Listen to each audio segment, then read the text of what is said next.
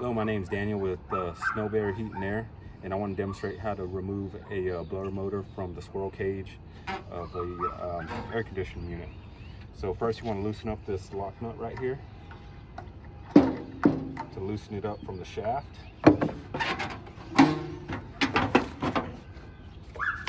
Then you want to remove the screws from the mounting bracket on the squirrel cage.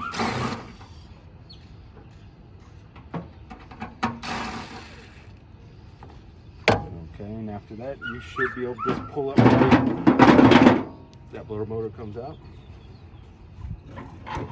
And if you're needing any assistance on your heating and air conditioning system, you can give us a call at 806-367-9416.